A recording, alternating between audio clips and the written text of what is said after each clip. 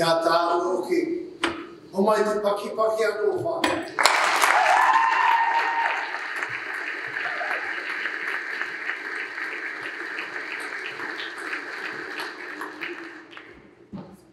Mai ia te tipu, mai ia te tapito, mai ia te kā ui ia riki. Mai ia e tā ui aro, ati hei maupuni. He tū tēnei mai te mana whenua o tūpuko tika. Taranaki ui te atiawa. Te mana whenua o tēnei marae o Pipitea. I roto i tēnei whai, tūpuko o tika. He tū ki te mihi atu kia koutou.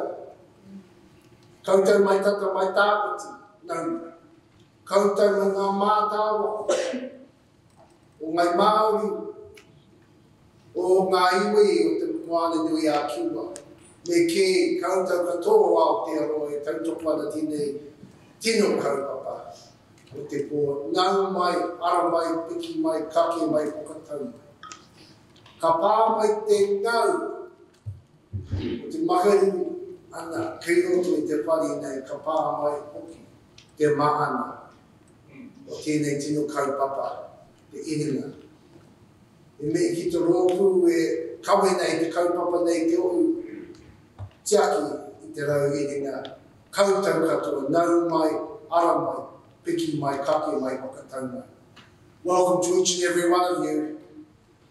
I was thinking as I listened to the beautiful voices of One Heart, One Beat from Taita College, that, and particularly listening to that last waiata, a Tongan waiata, that once upon a time my ancestors toured or set off from one of those islands, and it's fitting that we're in this building because once upon a time the sea lapped on what is now Thorndon Quay. I mentioned a warm welcome to each and every one of you, and also the fact that this whare, this house, is named Tūpoko Tika, the head of the fish, which is the name carried by Wellington City. This is a very important evening, and I also thanked the organisers of this kaupapa, those people charged with looking after the inspirational writers seated amongst you and who we will celebrate this evening. So welcome, welcome, thrice welcome. Tēnā koutou, kia ora mai tātou katoa. What I'd like you all to do is stand up and actually sing a waiata back to the pupils from Taita College. Let's see if we can do it well. So if you could all be upset.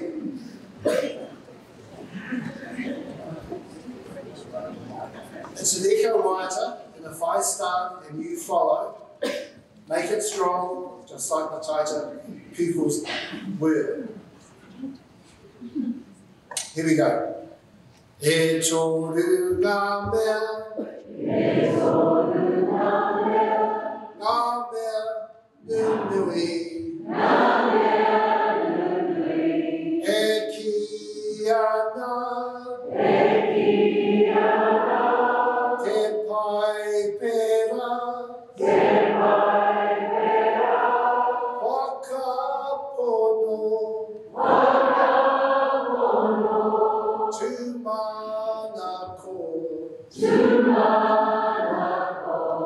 ko te menui,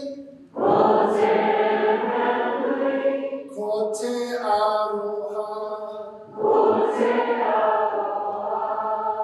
te mai te tau te rangi kia tina kia pēna kia tokta mana o ora, tina tokta mana o ora I runga I roto I a koutou I a tātou katoa. Pai Margaret, I have to say folks, that was great, and if this was New Zealand's Got Talent, and I was Simon Cowell, not only would the pupils from Taita College go through, but you'd all go through. Well done. And now it gives me great pleasure to welcome the Kura Tui from from Ngāti Ruanui, the Tino Hoa from Ngāti Tūwhanitua, the man of the kaupapa, leading the kaupapa from Ngāti Apa, Jason Te Patu. Good.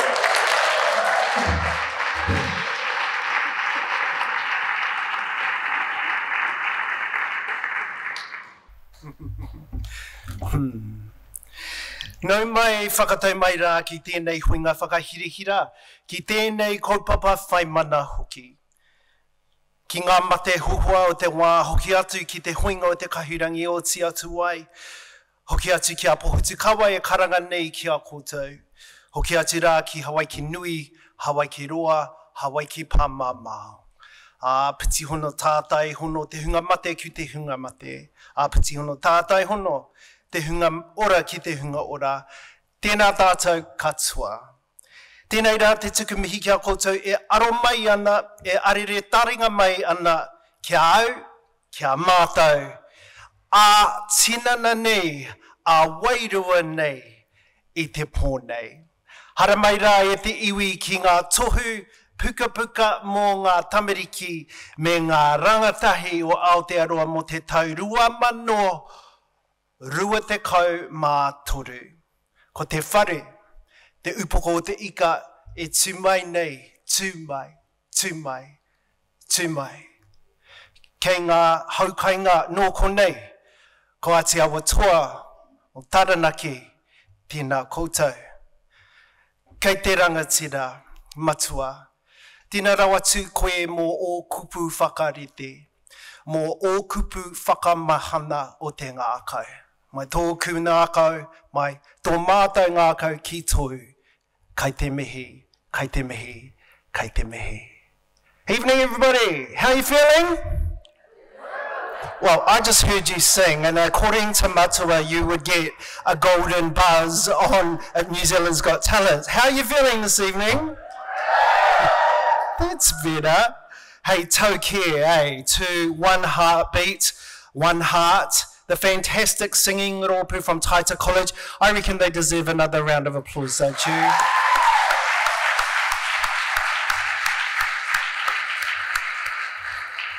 And I just want to echo the words that I spoke in Te Reo to Matua Peter Jackson, who welcomed us all here. I know some of us are not from Te Whanganui Atara, but the beauty of Pipitea Marae is that it is a marae for people no ngā haue whā, for people from everywhere, but it's situated here in this takiwā of Te Aotearoa toa. So I celebrated and paid respects and homage to the people of this takiwā as well to Matua. Can we give him another round of applause?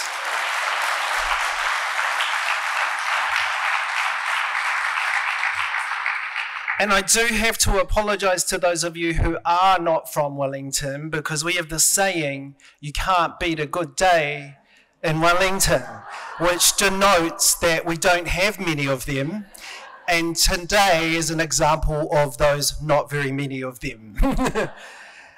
Also, Matua Peter Jackson said that although it's cold outside, it's warm in here. So already I feel the warmth. And if we could just keep that going for all of the recipients, not just of the awards, but the finalists for this evening, I reckon we're off to a good start. What do you reckon, say aye? Choice. Well, ko wai tēnei, who's this? This fella here, pretty in pink.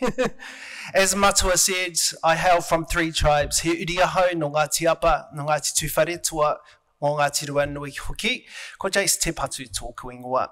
I've had the real privilege and honour to be the MC, the kaiwhakataki, for the last 3 years. And like I say, it just feels really warm this evening. It feels different. I don't know if you were there at the awards last year, but it feels different in here. Being in the marae, I feel way more at home and way more comfortable. So let's proceed, shall we? Oh, I heard a click. I love that. You're my favourite. Before we begin, can I ask something of you, please? Can you please take out your phone?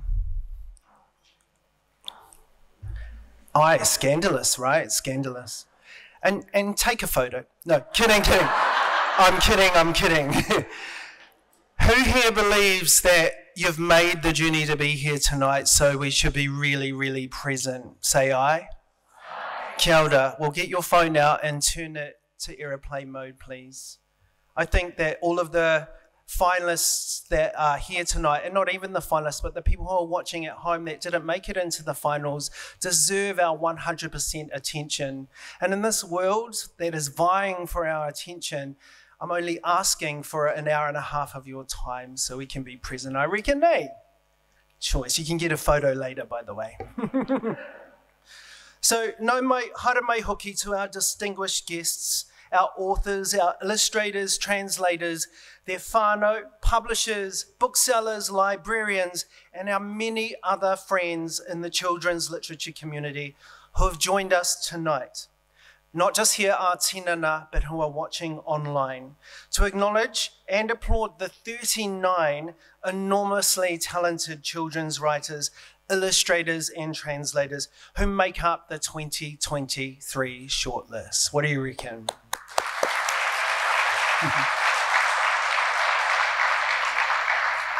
Aotearoa's literature for rangatahi set a very high bar for excellence for decades.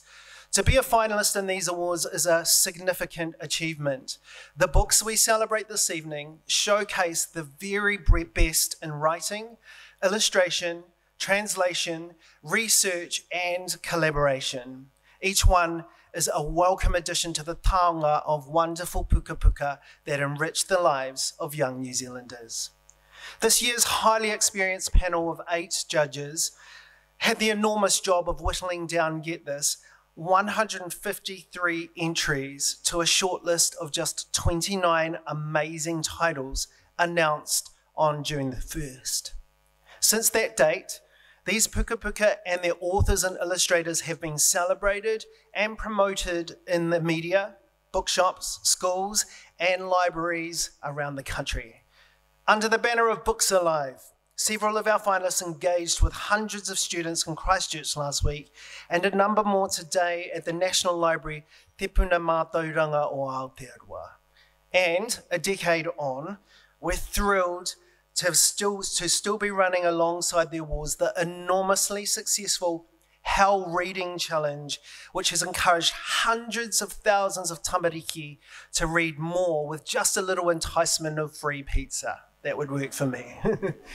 Hell CEO Ben Cumming will update us on this fantastic program and the success of some of its new initiatives a little later on tonight. Before our awards presentations are underway, we're delighted though to hear opening remarks from Nicola Leggett, Chair of the New Zealand Book Awards Trust, Te Ohu Tiaki I Te Rau Hiringa. Please welcome her to the stage.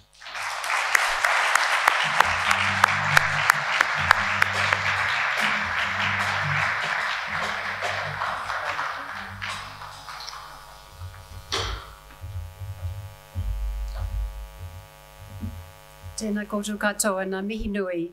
Ladies and gentlemen, on behalf of the New Zealand Book Awards Trust, it's my very great pleasure to welcome you all to the New Zealand Book Awards for Children and Young Adults for 2023.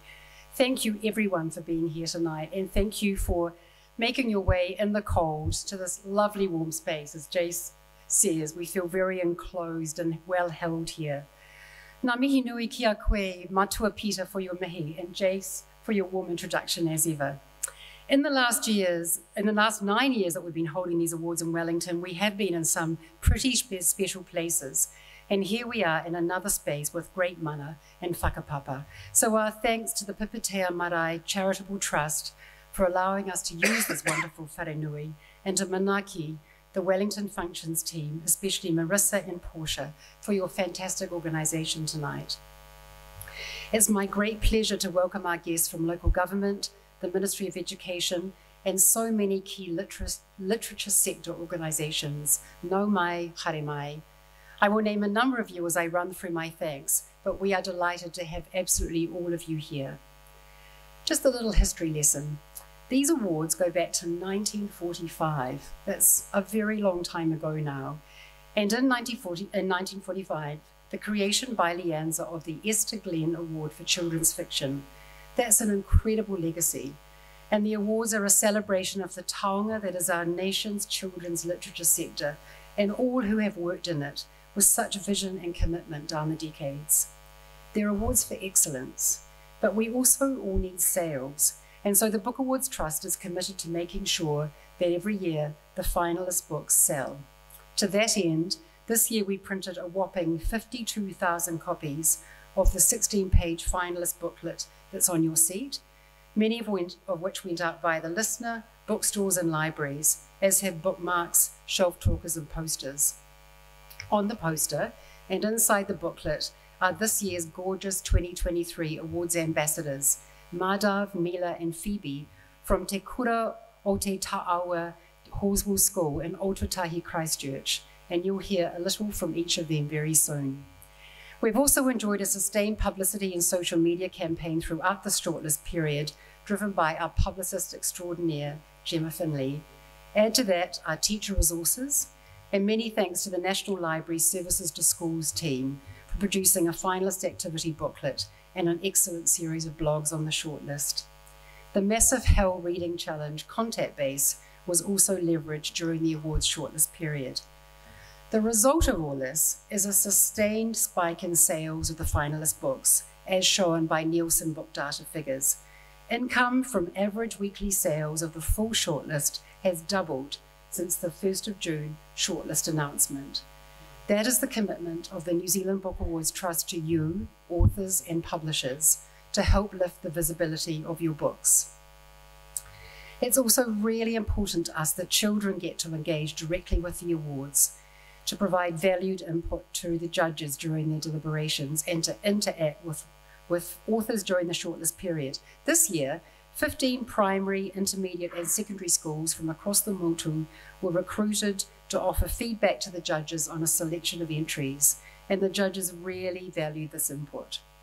Schools also got the opportunity to back a finalist book by producing short video trailers, and the results are just gorgeous. Some of them have been up online, and we'll share a glimpse of some of those later on. You can also see more of those on our Facebook page and YouTube channel.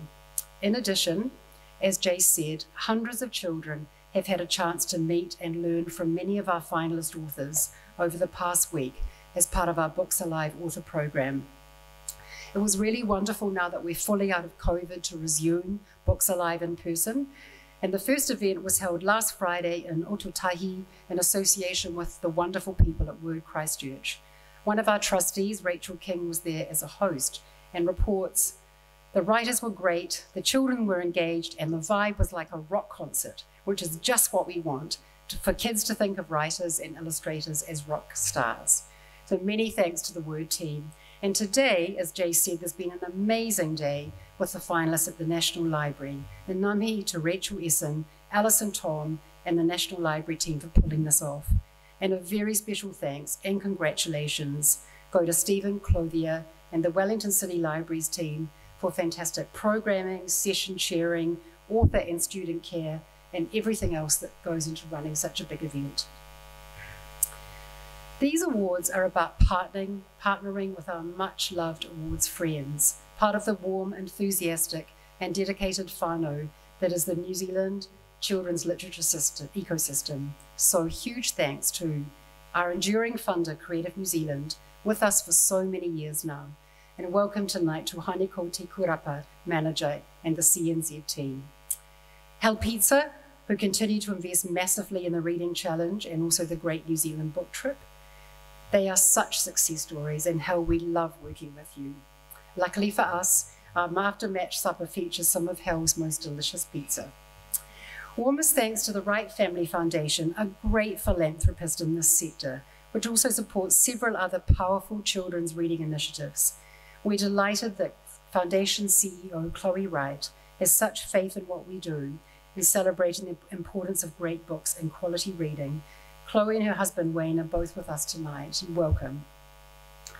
Thanks also to Lianza, whose deep heritage with children's awards was merged with our own in 2016 to form the strong structure we have today. And to Te Ropu Whakahau, who for many years played a pivotal role in the administration of the Te Kura Pounamu Award. We're very sad this year to be saying goodbye to Leanne's Chief Executive, Anna Pickering, who's been so welcome to work with. Ngā mihi nui to Richard, Kim, Anna, Celia, and your teams. At the Wellington City Council, we thank Gisela Carr and Andy Lowe, as well as Lorinda Thomas and the library team, and we're very glad to welcome Councillor Rebecca Matthews here tonight. We were delighted when the New Zealand Society of Authors took on sponsorship of our Best First Book Awards last year, and we're thrilled to have Vanda Simon, Tracy, and Jenny with us tonight. To Nielsen Book Data, thank you for tracking those sales numbers and for your contribution to the cost of our refreshments. Thanks to Susan and the Children's Bookshop in Kilburnie for running the sales table during the Books Alive program. You might have seen that the books are for sale tonight. If you do buy one, make sure to grab an author and have it signed. And thank you to our friends at Booksellers New Zealand and to all the bookshops around the country which support and promote our finalists. We're also so grateful for the support of other industry partners in spreading the word, particularly Read New Zealand, the Coalition for Books, and the Publishers Association. I'd personally like to thank Belinda Cook, the Trust's fabulous manager, and a very special thanks to Joyce Sallin, who does the marvellous and invaluable job through the year of steering the awards campaign, as well as the Held Reading Challenge program. And I'd also like to thank my fellow trustees, who are all volunteers. They're all drawn from the literature, the broader literature sector, and it's an enormous act of service, and I'm just so grateful to you all. Many thanks for tonight to Andrew and Kelly of Pirate and Queen, and to Sam, Jesse, and Mitch from the Tungsten Projects team for tonight's event. And the very helpful young people you have noticed, particularly the two lovely young women at the door who I'm sure were at risk of developing hypothermia, are students of the Pipitea Polytech Postgraduate Publishing Diploma, the Publisher of the Future. Thank you all for your help. Very importantly, a huge thank you to our astute, expert, hardworking and dedicated judges. It's an enormous task, and we're so very grateful to this year's panels, conveners Nicola Daly and Rookie Tobin, who sadly is prevented from being with us tonight because he's at a tangi, and to our judges Daniel Buchanan, Fiona Tuakoi, Maya Bennett, Ruth Paul, Mihi Terina Henare, and Te Wairere Naya, who's also unable to join us. Rookie and Te Waiwere, we wish you well and hope you're watching via live stream. Jace, Kura, thank you for being our MC again. Finally, the most important people to thank, though, are the authors, illustrators, translators, and their publishers who are here tonight and are the heroes of tonight. You're our champions. You're the people who keep our young readers entranced, excited, delighted, and inspired. Your work is so important. I know you'll be feeling a little bit nervous right now, and I hope it helps to know that it's so wonderful to have you here with us and how much in awe of all of you we are.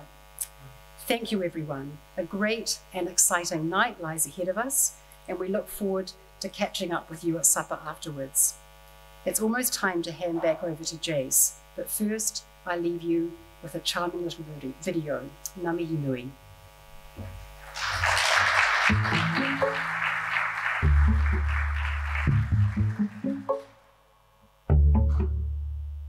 I like to read adventure graphic novels and verse novels because they're pretty interesting, and unlike normal novels, they're pretty short and pretty wild in some cases.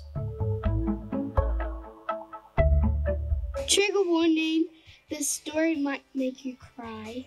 You should read this book. These things happen in real life. And it gives you hope!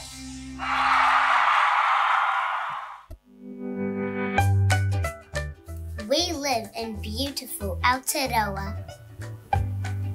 We love reading books that teach us how to be good kaitiaki.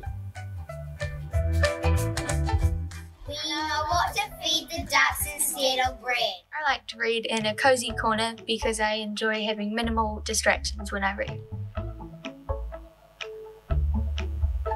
3, 2, 1. Freddie Foxworthy is a creative kid. His dad is a builder. And his sister's dating the metalhead next door.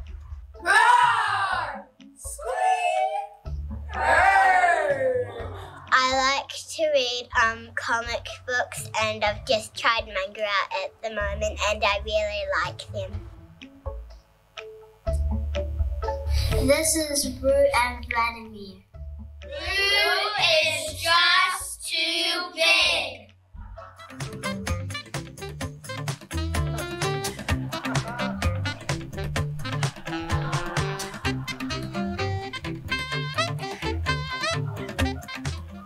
The Lighthouse Princess is a wonderful picture book. And have adventures. It's fun. It's exciting. It's magical. Well, I would say books give you a great imagination, and they tell lots of stories. Some can be fake and some can be true. And it's just really awesome.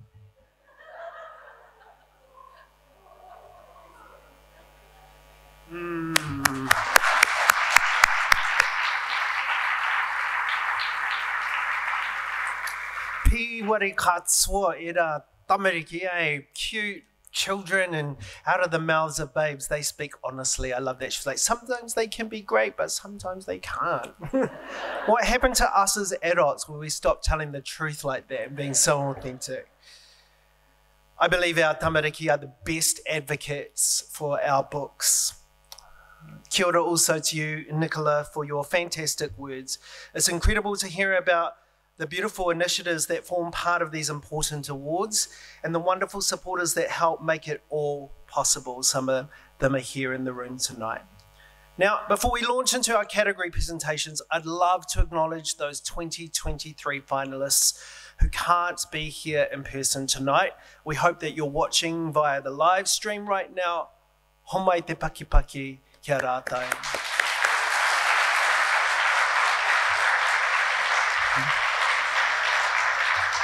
Choice. So, to the business at hand. Let's get to it, shall we? Our first category presentation is the Picture Book Award. To congratulate our finalists, please welcome to the stage Rachel Essen, the Pouhuaki at the National Library Te Pounamu o Aotearoa, and one of our incredible partners and judge, Ruth Paul. Now, would the finalists of the Picture Book category please make your way to the stage as your name is announced? You are Duck Goes Meow, written by Juliet MacGyver. Illustrated by Carla Martel, published by Scholastic New Zealand. Carla is not available to be with us tonight. Farewell Anahira, written by Vanessa Hatley Owen, illustrated by Scott Irvine, translated by Kanapurangi Tauira, published by Duck Creek Press. Kanapu can't be here this evening either. How My Koro Became a Star. Written by Brianne Te Pā, illustrated by Story Hemi Morehouse and published by Huia Publishers. Rue and Vladimir, An Unlikely Friendship, written and illustrated by Minky Stapleton, published by Scholastic New Zealand. Final in this category is The Lighthouse Princess, written by Susan Wardell, illustrated by Rose Northey, published by Puffin Penguin Random House. Ladies and gentlemen, big round of applause for all of our finalists.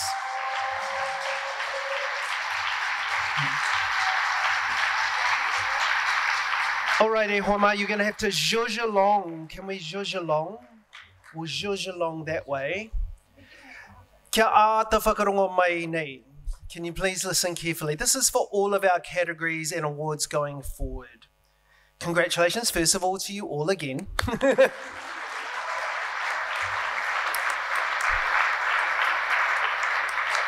This guy here who covertly is standing on that chair, this is VJ, ladies and gentlemen. He's our photographer for this evening.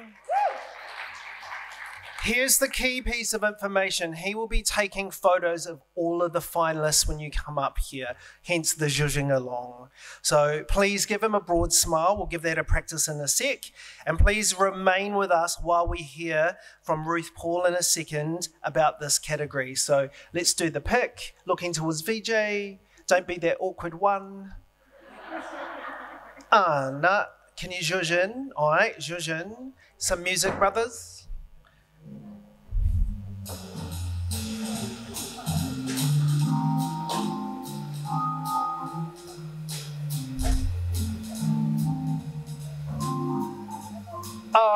And Kia ora everybody. Thank you, brothers. I now hand over to Ruth Paul.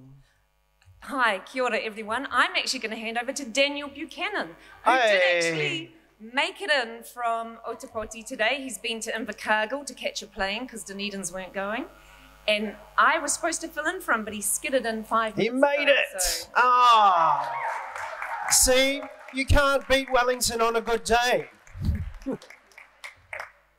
Kia ora, Daniel. Right. Picture books. They offer so many different possibilities to tell a story, and they play a really vital role in helping young people navigate and understand the world. They can often be the first time we begin to explore complex topics, whether independently or while being read to, and can leave a strong, lasting impression.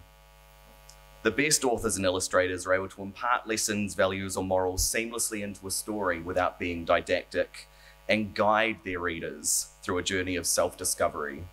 If that combo is from an Aotearoa New Zealand perspective, the impact is even more powerful. There were 53 entries in the picture book category, and the task of narrowing these down to a short list of 5 books was not easy. Judges consulted the criteria with frequency and had long and robust discussions about what it is that tamariki of Aotearoa New Zealand want to read and see represented in their stories. It was a happy coincidence that after establishing the finalists, we seem to have covered a significant spread of themes and topics. When duck goes meow during the animal sound song, all the other animals are startled. With their expectations baffled, the story rhymes its way to an enlightening end. We bid farewell Anahera, a Wairua who shares an uplifting and reassuring story as they make their final journey to Hawaii. How My Koru Became a Star shows how the strength and resilience of a loving whānau can help a young mokopuna heal by keeping tradition alive. In Ruin Vladimir, an unlikely friendship, Ru was able to overcome adversity and embrace who he is, thanks to his new small friend when a big heart meets an even bigger dog. And The Lighthouse Princess tells an empowering story of an independent and confident, though never lonely princess, who discovers having a friend around is kind of fun too. Whether they're told with lyrical or rhyming flair, or the pictures get to tell 1,000 words, the finalists we've selected have all done tremendous jobs in telling their unique stories and making accessible topics for discussion amongst young readers, nurturing a desire for answers and redefining their experiences. Kia ora, Daniel. Finalists, and here's the other key piece to hear if you're coming up to the stage this evening. You may now go back to your seats. When the winner is announced, come back. So just pretend like you've never even been up here. Make your way back to the stage with your publisher as well. Tēnā koutou. Daniel, kea koe te waiho, would you like to announce the winner? Do you need a drum roll? I'll wait till everyone gets comfortable.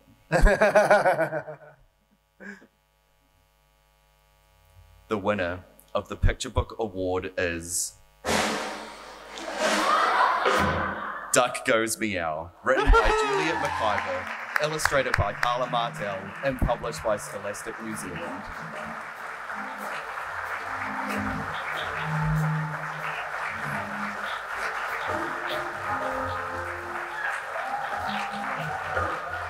Bold, munificent colours saturate the page with animals rotund and lively, their hand-lettered animal sounds blending seamlessly into the flawless rhyming text. Readers are taken on a hilarious jaunt as these animals negotiate and encourage Duck to say the right thing, anticipation and humour building with every turn of the page. The little duck plucks at the heartstrings by being true to itself and challenging our assumptions. Duck Goes Meow distills all the elements of a great picture book into a celebration of the unexpected with a conclusion that surprises the animals and readers alike.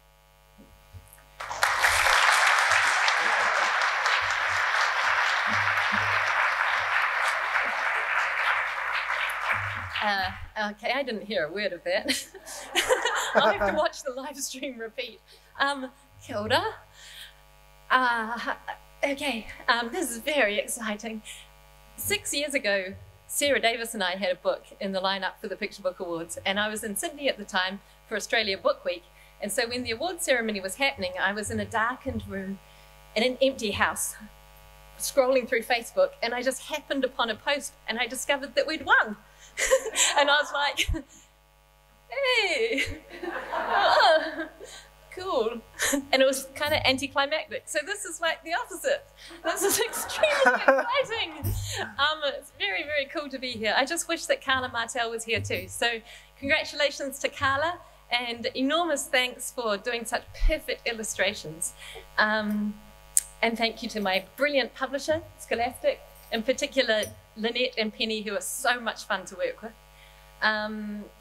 And thank you to the Book Awards Trust, and Jace and all the organisers, everyone behind the scenes, the judges with their impeccable taste. And Taita College, oh my God, I'm so impressed. And thank you to my wonderful whānau. I hope I haven't missed anyone out. And finally to my friend Anna Coffey, who inspired this book entirely by saying to me in a facetious throwaway comment one day when I was, I'm going to confess, complaining because Scholastic weren't accepting anything I wrote. Happens all the time. I had 4.5 years solid of rejections from all my publishers.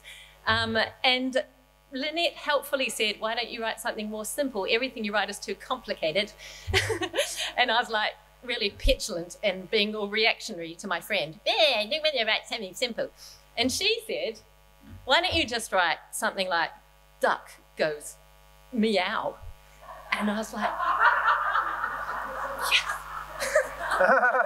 So really all I need is more facetious comments from Anna Coffey. Thank you. Well done.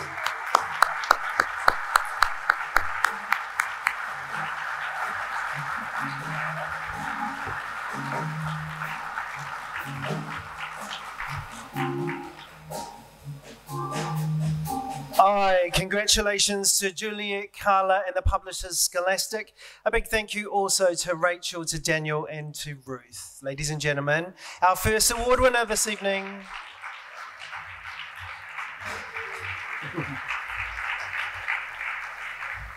And now we come to the Wright Family Foundation Esther Glen Award for Junior Fiction. This award was first created by Lianza in 1945 in memory of New Zealand novelist, journalist and community worker Alice Esther Glen, making it the country's longest running prize for children's books.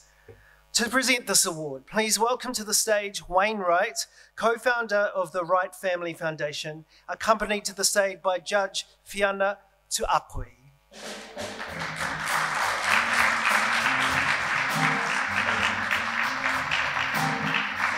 Would the finalists in the Wright Family Foundation Esther Glen Award for Junior Fiction please come to the stage as your names are called? You are Below, written by David Hill, published by Puffin Penguin Random House. You can clap. Children of the Rush, written by James Russell, published by Dragon Brothers Books. Jason Mason and the World's Most Powerful Itching Powder, written by Jason Gunn and Andrew Gunn, published by Bateman's Books. The Gunn brothers are represented tonight by Bateman publisher Louis Russell. Masha, written by Fifi Colston, published by Puffin Penguin Random House. Phoebe is represented by her husband, Adrian Parkin. That's her, that's Fifi, ladies and gentlemen. Pipi and Po and the Raging Mountain, written by Tim Tipene, illustrated by Isabel Te Aho White, and published by One Tree House. So we're just waiting for one more. I keep playing brothers. Will Zhuzhen for a photo?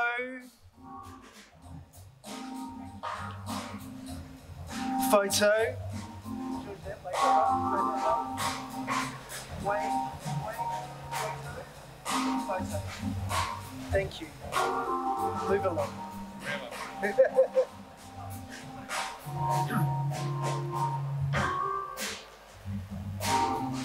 Hey! Hey VJ, hey VJ, hey VJ. Congratulations to all of our finalists.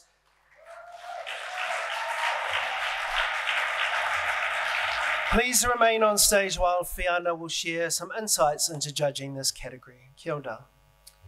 Junior fiction caters for a wide readership, from mid-primary right through to the beginning of high school and beyond.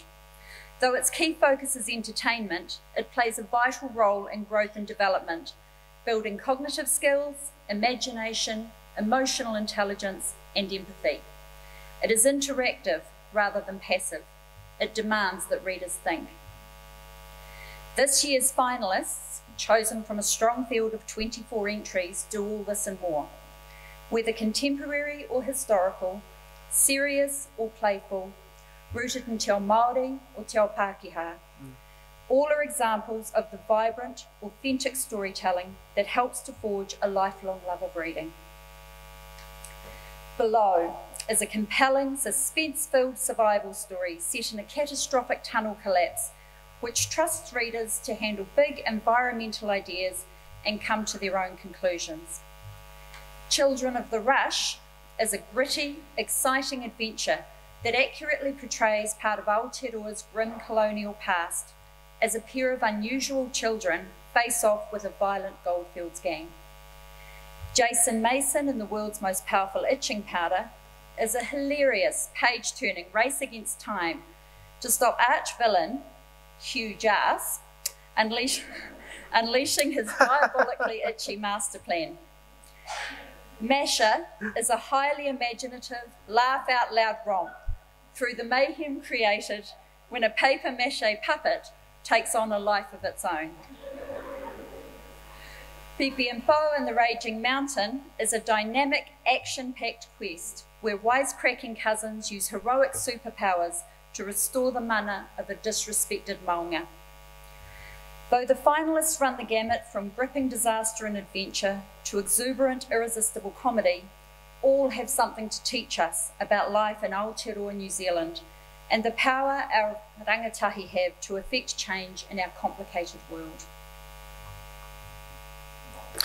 Aye.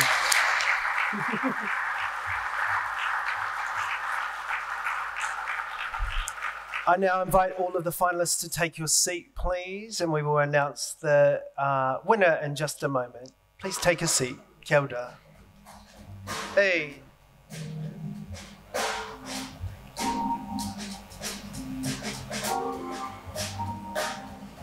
He's gone.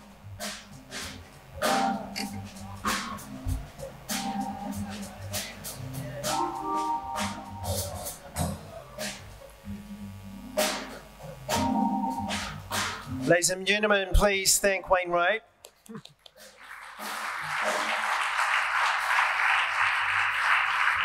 Kia koe Fiona, please announce the winner for this category.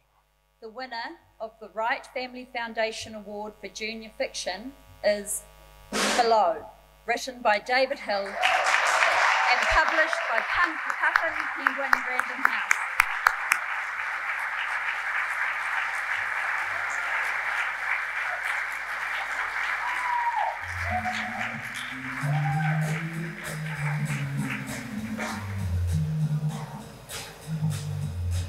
Tēnā koe.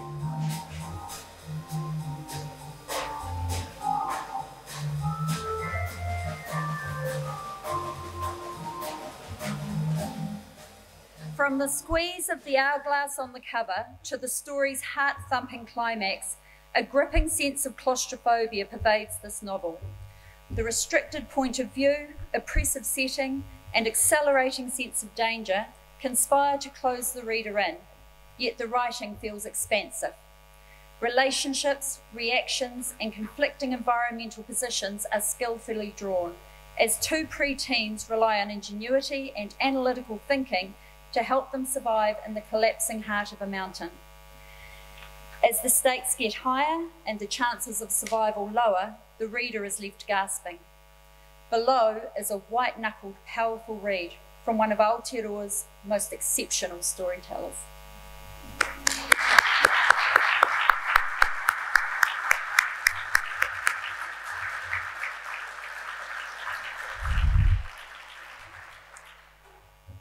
Kia ora, everyone.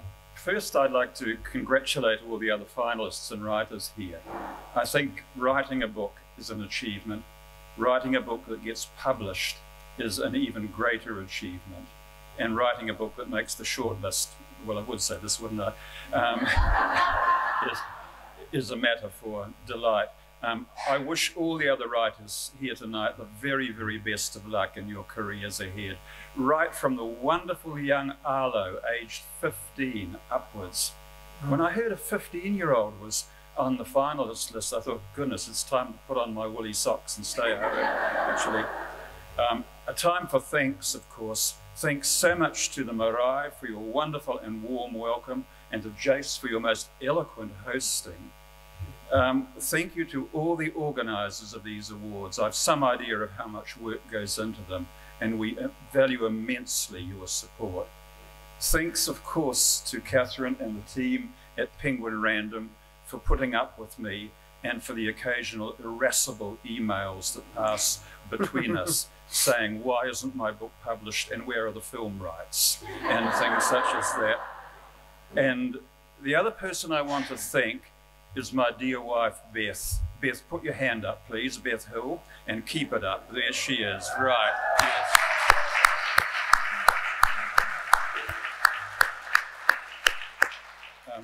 She supported me for 40 years of full-time writing, and I think I should be in the Guinness Book of Records, something like that.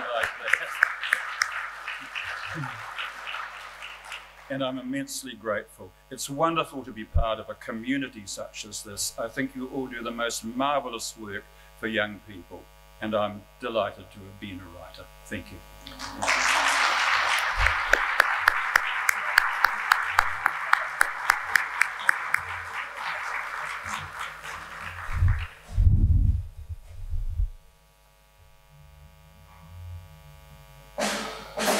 Ladies and gentlemen, hoi te paki anō for David Hill. Congratulations.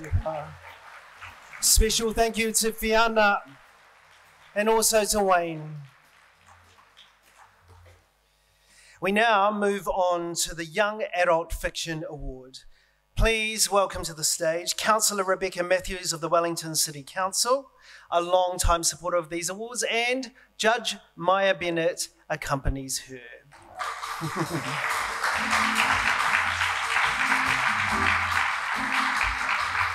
With the finalists in the Young Adult Fiction Award, please make your way to the stage as your name is announced. You are Andromeda, Bond in the Trouble Deep, written by Brian Faulkner, published by Red Button Press. Eddie Eddie, written by Kate DeGoldie, published by Allen and Unwin. Indigo Moon, written by Eileen Merriman, published by Penguin Random House. Iris and Me, written by Philippa Weary, published by Ahoy, the Cuba Press. Miracle, written by Jennifer Lane, published by Cloud Ink Press.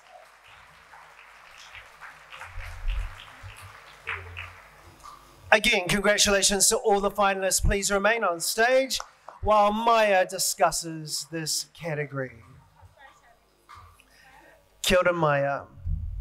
Oh, whai muri te whakaahua. Keep going, boys. That was good. It's good.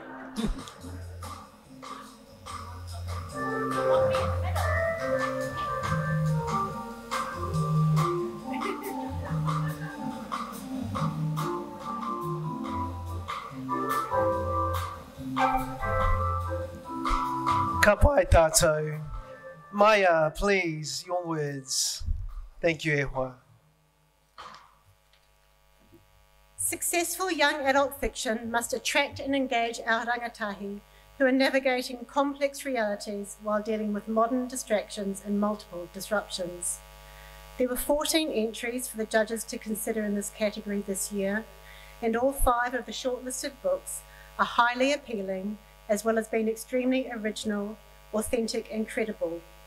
With settings reaching across time and space, these are well-crafted stories with engaging plots and satisfying story arcs. The finalist authors all display a deftness and dexterity with language, creating characters who are realistic and relatable while exploring themes of family, relationships and growing independence. Andromeda Bond in Trouble Deep takes us to the very near future and inner space in a pacey, gripping techno-thriller with compelling characters and an all-too-believable villain. Eddie is a slow burn with a strong sense of place. The author's love of language and literature and the city of Christchurch shine through in this moving meditation on love and loss. Indigo Moon is wildly creative and cleverly crafted. Multiple timelines and two distinct narrative voices are skillfully woven together to create a compulsively readable action-adventure set in a scarily plausible future. Iris and Me is an amazingly inventive novel in verse with a unique and unexpected narrative voice that illuminates the life of one of Aotearoa's most significant writers. Miracle is filled with vividly drawn, complex and interesting characters. It is a cleverly plotted, funny and touching mystery with a wholly relatable protagonist. These 5 finalist books all offer readers insight into the unique perspectives of diverse characters, while their common themes highlight the universality of the human experience. Kei te mihi mai a finalists, would you make your way back to your seats, please? We'll announce the winner shortly.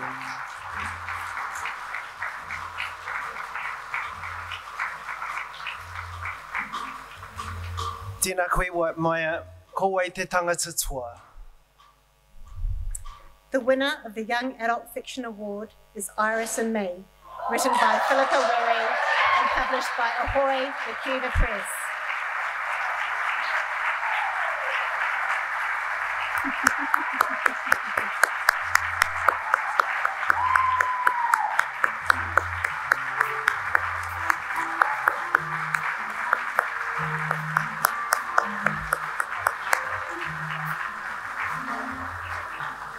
Iris and Me is audacious and daring, much like its subject Iris Wilkinson, who wrote poetry, fiction and journalism using the pen name Robin Hyde. This exploration of Iris's life is astonishingly original. Written in verse with a unique narrative voice, this is heartbreaking yet hopeful historical fiction. The book is impeccably researched and exquisitely written, and its quality is clear from its charming cover through to its extensive endnotes. The many hardships that Iris suffers, including mental health issues, disability and poverty, are sensitively handled and give insight into the life of an important New Zealand author while being relevant to rangatahi today. This is poetry our young people can relate to. Beautiful.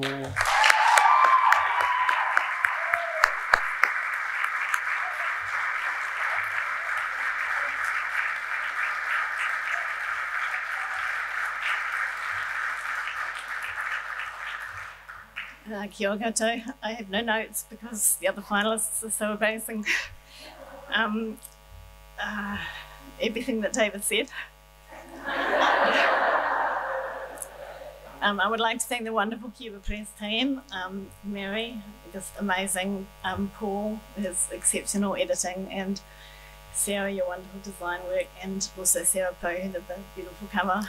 And thanks to Laura Solomon and her whanau, and NZSA, who support the Laura Solomon Prize, which this manuscript was shortlisted for.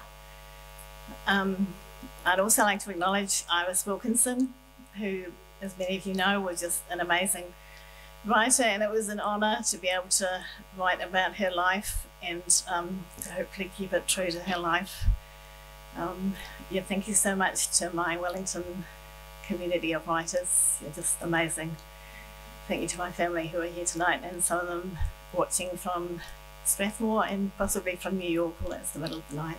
Thank you so much. Whakanuia.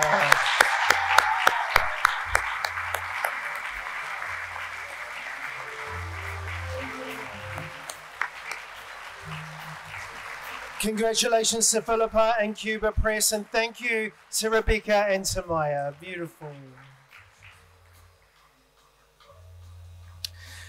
What I'm really enjoying this evening, ladies and gentlemen, is the fact that we are really seeing how surprised people are at winning, but from a really heartfelt way. Like it has hit me how much of your life's effort has gone into making these beautiful books for our tamariki and our rangatahi. So my own personal congratulations to all the finalists for the love, the heart that you put into these books that are feeding our kids' minds, when at a time in my own mahi, my daytime job, I see how devices and other things are feeding our mind, our children's minds, with kino things or evil things. So I love that you're feeding our kids' minds with beautiful things. Thank you.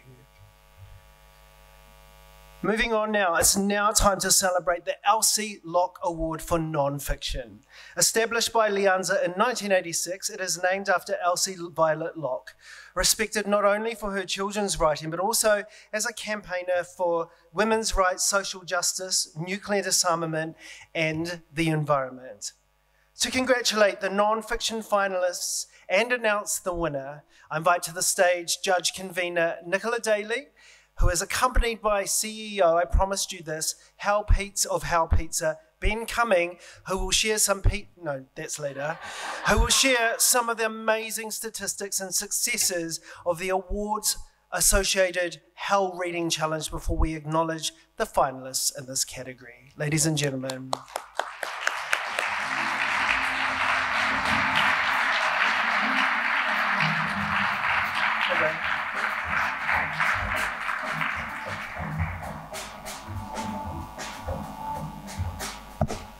Kia ora, thank you. It's the first time I've ever been played in by a live band. It's quite a nice feeling, actually. Well, it's a real honour to be here tonight to present the award. But before we get on to that, I've been given a few minutes to give you a couple of updates on the Hal Reading Challenge and share a few things with what's been happening over the last little while. I'm sure most of the people here are familiar with it.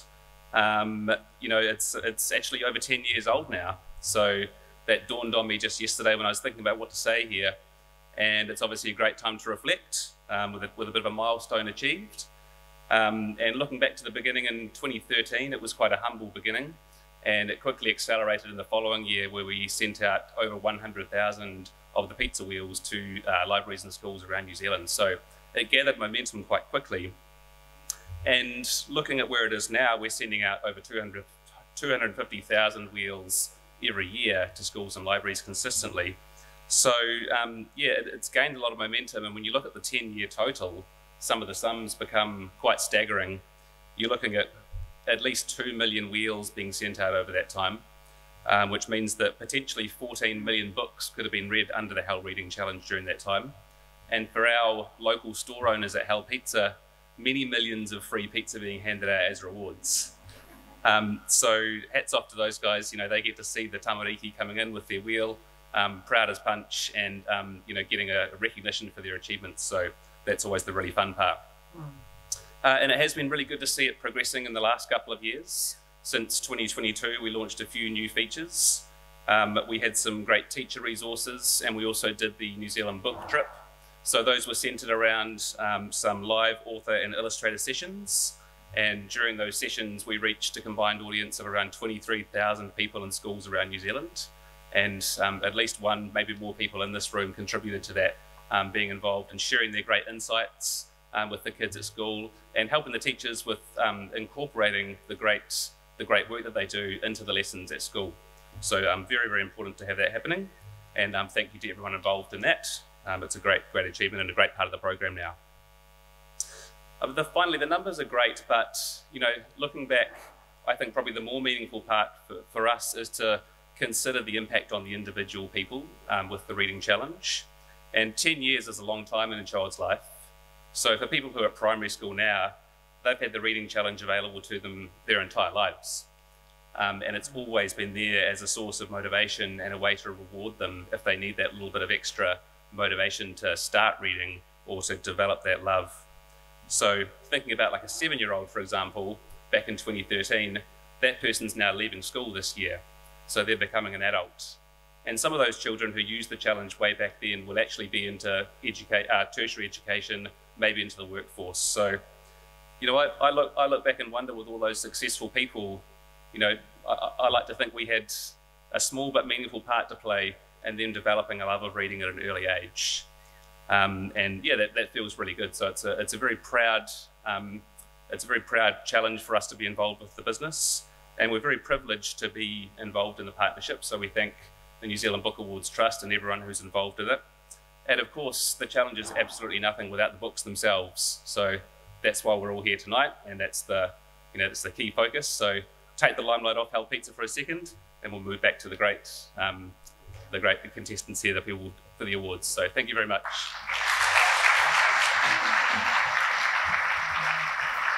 Thank you so much, Ben and Hell Pizza, for your beautiful belief in the power of reading and the magic of stories to uplift our tamariki, and for your steadfast support of this incredible program and the Book Awards. Tēnā koe, brother. Ben and Nicola will now welcome the finalists for the Elsie Locke Non-Fiction Award to the stage. As you hear your name, please come up and join us. A New Dawn by Emily Sionnet, illustrated by Darcy Solia, published by Mila's Books. Emily sadly cannot be with us, so we welcome her daughter Ale Aholele Sionnet to the stage to represent her. Oh.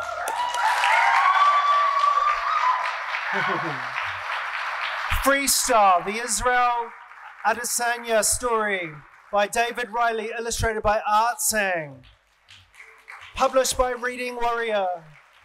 Sylvia and the Birds by Johanna Emine, illustrated by Sarah Lang, published by Massey University Press. Johanna is unfortunately unable to be here either, but please welcome Sarah.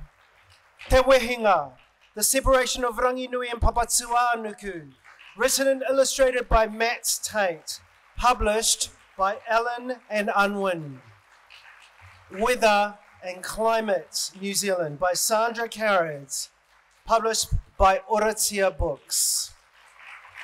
Congratulations to everyone.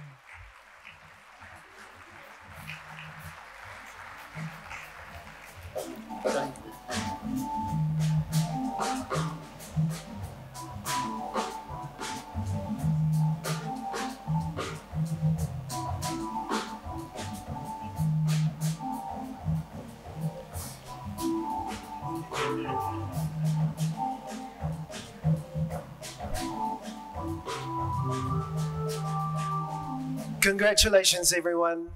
Nicola, please tell us about the judging of this non-fiction category. Kia ora, Jason.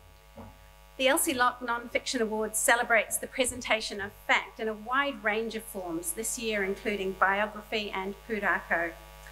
As we consider the 22 submissions for this year's awards, we were looking for excellence in the way facts were presented, from the use of graphics to clear illustrations and appropriate language for the intended audience. When we know that all readers can look up facts easily on devices, it is the curation of these facts in eye-catching and well-researched formats that contribute to their excellence.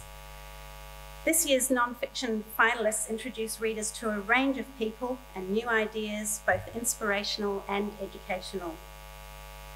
A New Dawn is an important contribution to our understanding of Aotearoa's history. Black and white illustrations emphasise the cold, hard facts of the Dawn raids in 1970s Auckland, turning to colour to signify hope as the author shares her journey of recovery. Freestyle, the Israel Adesanya story, tells the story of New Zealand's own UFC middleweight world champion, Israel Adesanya. Powerful illustrations and creative layouts and typography add impact to the written word. Sylvia and the Birds uses a varied and engaging design incorporating graphic novel techniques, photos, and diagrams to tell the life of bird lady Sylvia Durand and to encourage readers to become backyard bird heroes themselves. Te Wehinga, The Separation of Ranginui and Papatūānuku, is an immersive and sophisticated retelling of the pūrākau explaining the beginning of the world, which pushes boundaries with its poetic bilingual text integrated into the dark artwork. Weather and Climate New Zealand guides readers through an astonishing range of facts regarding weather and climate, while also encouraging readers to contribute to reducing the climate crisis. Oina, Jace. Tēnā koe.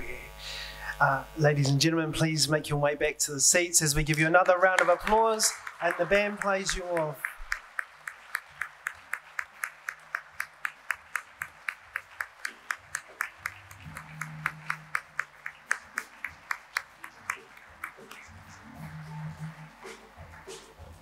Nicola, please do the honours, e hoa. The winner of the Elsie Locke Award for Non-Fiction is Te Wehinga, The Separation of Ranginui and Papatū Nuku, written and illustrated by Matt Wright and published by Alan and Unwin.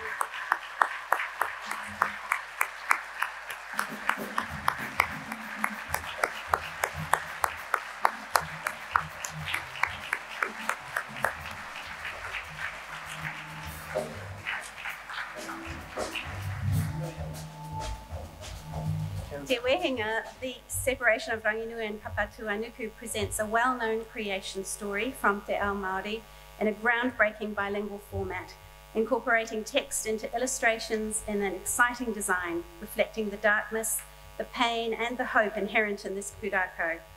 It brings mātauranga Māori into our understanding of how the world began, using tohu Māori or Māori design elements appropriate to the story.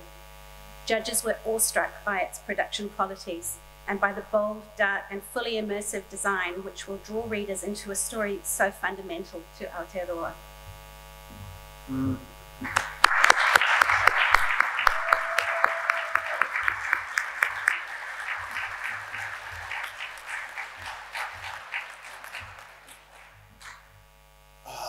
Tuatai mihi ana ki te whare e tū mai nei, ki poko tika ki te marae o Pipitea e hora mai nei. Ki te haukainga ki te Aotearoa, ngā te pōniki, mātā oka ki te pōniki, nei nā te mea. Mihi ana ki te rangatira rā I whakatau mai ai mātou, tēnā koe matua. Ki te rangatira e whakataki ana I a mātou, kia ora. Mi ngā mihi hoki ki o tātou matua ki ronga ki rā. Nā reira tēnā koutou.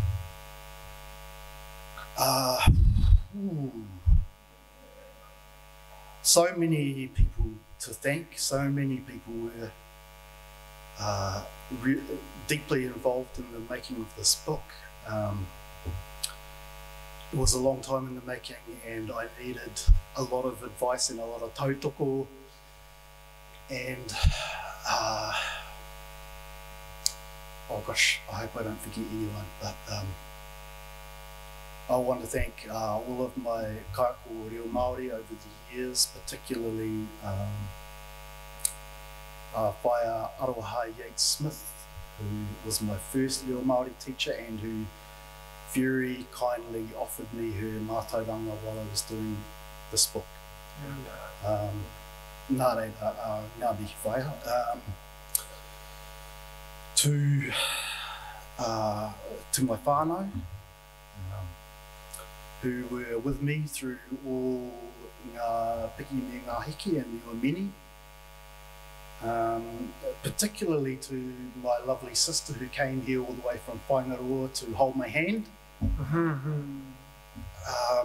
And to my father who offered me his mātauranga while I was doing the book, and it has been a huge inspiration for me over the years. To all of my colleagues, to the whānau whānui o Te Atarangi, particularly to Te Atarangi ki te tauihu o Te Waka a Maui, and all of my hoa mahi there, my kaiwhakaako, my akonga.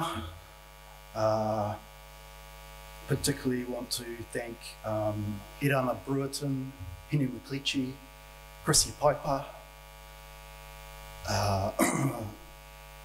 Kiri Takao, Teresa Betham, and if I've forgotten you, you know I love you.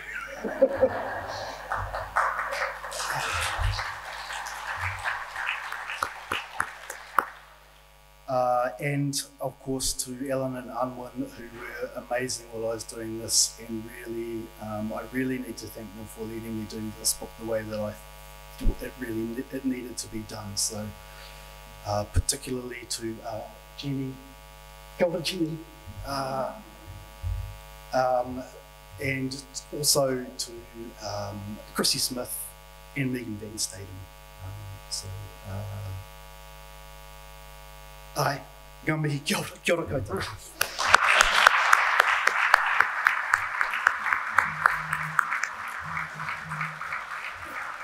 Whakanuia again, Matt. Congratulations, e hoa. And also to the publishers, Ellen and Unwin.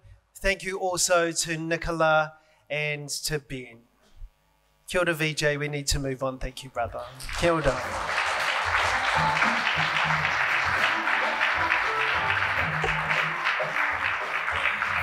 And now, on to the Russell Clark Award for Illustration. Please welcome to the stage Anna Pickering, Executive Director of Leanza Te Rau Hirenga o Aotearoa, whose history has been entwined with the Children's Book Awards since the start, and also welcome back to the stage Ruth Paul, who's accompanying her.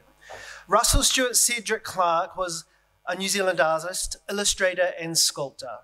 Generations of children grew up with his illustrations in the school journal, remember that? The award in his name was established in 1975 and recognises a New Zealand artist or illustrator's most distinguished pictures or illustrations for a children's book. Please, would the illustrators of these finalist books come to the stage as you're announced. 4 Yaks and a Yeti, illustrated by Ant Sang, published by Bateman Books. A Portrait of Leonardo, illustrated and written by Donovan Bixley, published by Upstart Press. Raw Squeak Purr, illustrated by Jenny Cooper, published by Puffin Penguin Random House. Te Wehenga, The Separation of Ranginui and Papatua Nuku, illustrated and written by Matt Tate, published by Allen and Unwin. The Lighthouse Princess, illustrated by Rose Northey, published by Puffin Penguin Random House.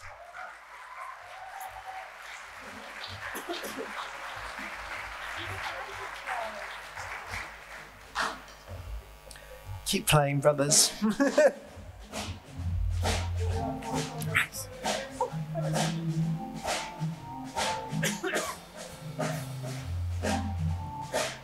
Kia ora, Ruth.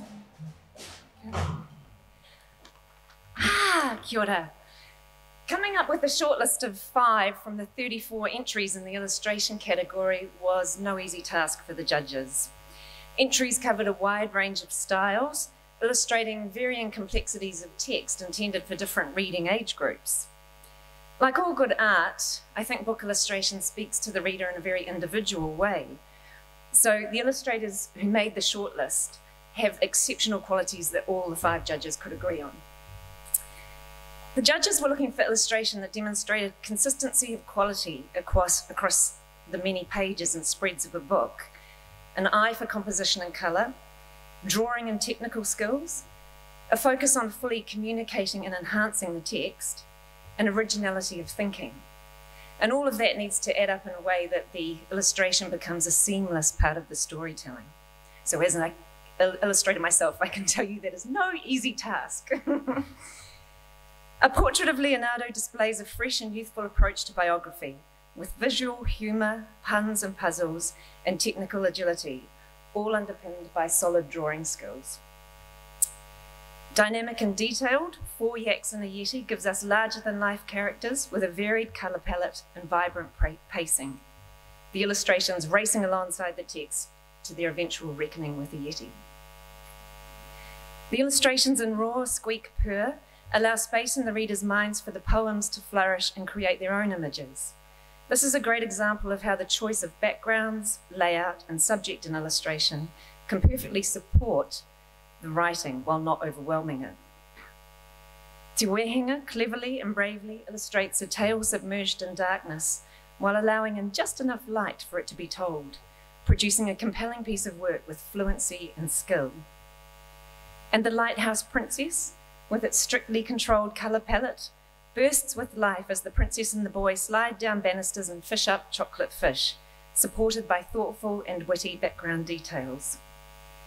Each of our shortlisted illustrators should be proud for having contributed something new to the development of our tamariki's understanding and appreciation of the visual arts. Yes, you can take a seat. She's off. She's off.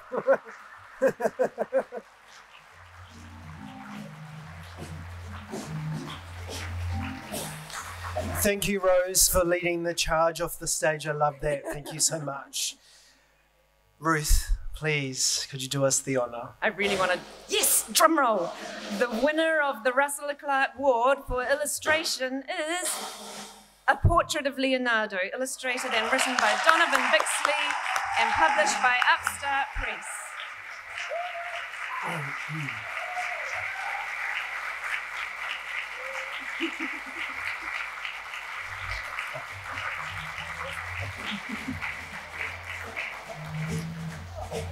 Donovan takes up the challenge and excels in this illustrated biography of Leonardo da Vinci.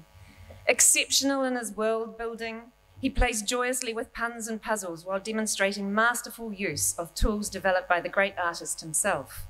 Composition, perspective, light, and colour are used to great effect, with a strong underpinning of drawing and digital skills, creating a vibrant historical read that is also a fluent and delightful feast for the eyes.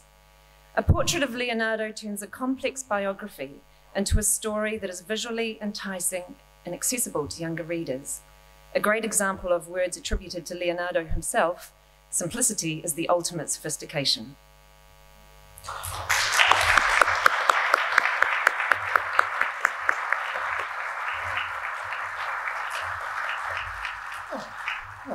Kura. That's a surprise. It's pretty funny to have a book about a dead Italian guy being in the New Zealand Book Awards, but it's a great, it's just incredible to be, I didn't think I'd be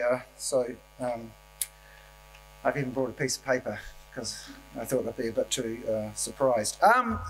What was I going to say? I'm going to say a great quote by Leonardo himself, that painting has no need for interpreters. If you do a really great illustration, it should speak for itself and the story should be told. So it's a really great honour to be recognised for that ability. I've actually got a serious amount of people to thank here. I must say that, as I said, a book about dead Italian guy is a bit strange, but I honestly believe that this book is a truly New Zealand book. I don't think that this book could be produced anywhere else in the world. We have a very unique view in New Zealand of the rest of the world, and it doesn't matter what we do, it's going to be a New Zealand book, and this is a New Zealand book because it's a book that no one else in the world would think of the way of presenting Leonardo. I really want to thank my mum and dad for introducing me to Leonardo and art when I was a little boy, taking me off from little taupo, driving me across the countryside to cool exhibitions.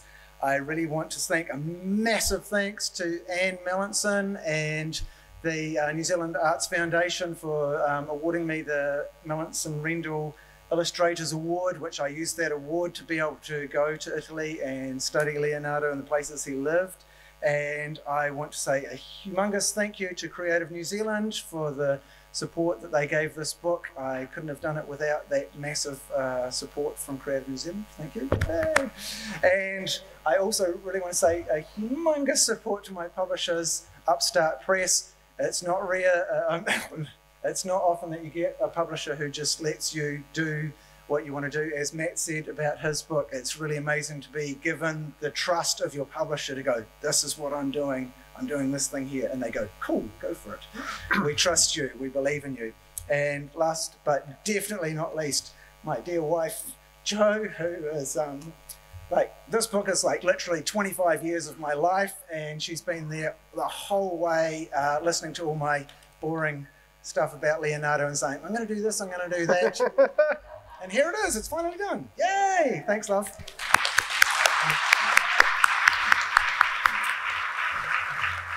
We say thank you to Donovan, congratulations, and also to the publishers Upstart Press. Thank you also to Anna and to Ruth.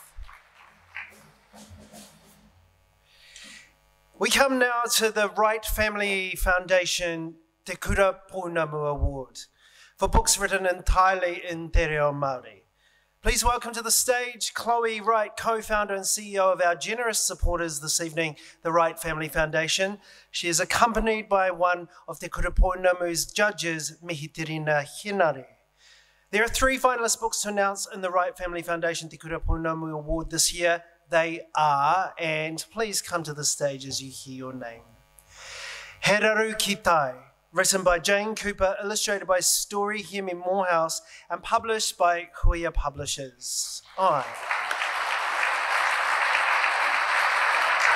Kua Wheturangi Tia a Koro, written by Brianne Tepa, illustrated by Story Hemi Morehouse, and published again by Huia Publishers.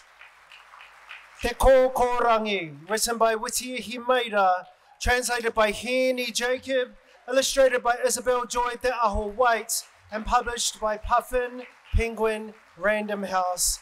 Illustrator Isabel Joy Te Aho White is representing the book tonight. Ngā mihi ki ngā whakaihu ako tēnei wāhanga. A he whakaahua. Yes, brothers. Play my. Oh, hey. Hey.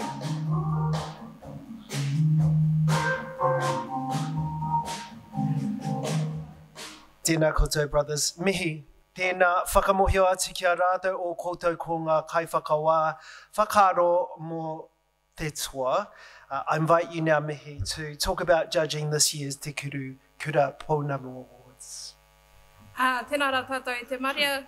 Hei timatanga ake me mihi katika ki te mana whenua, kia te atia wanga ti tuaranga tira, ki te whare hoki e tū nei kia te upoko o te ika, a kāti ake.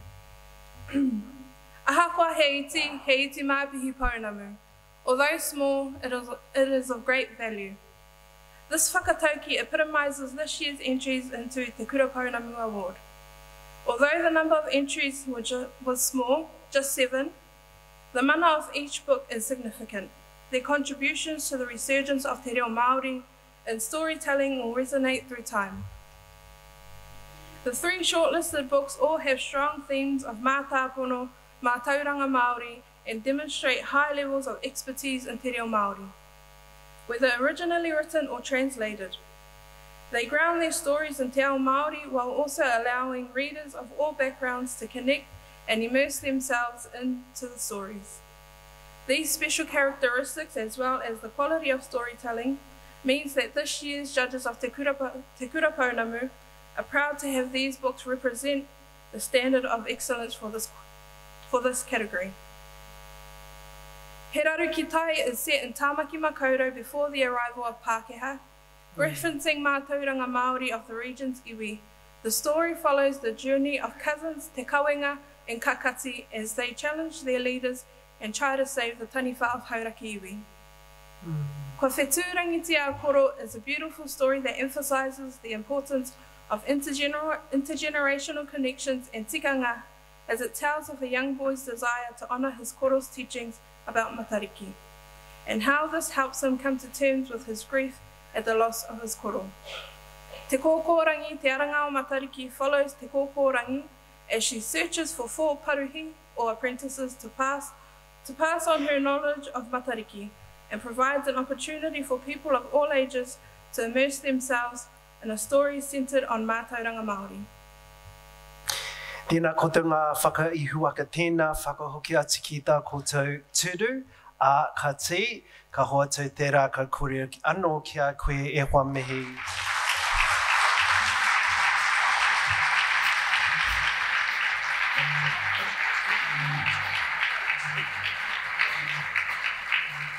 Kia koe te wā e hoa, kia koe te wā. They are all deserving, but I am delighted to announce the 2023 winner of the Wright Family Foundation Te Kura Pounamu Award for Te Reo Māori is Kua Wheturangi Te Ao Koro, written by Brian Tepa, illustrated by Story Hemi.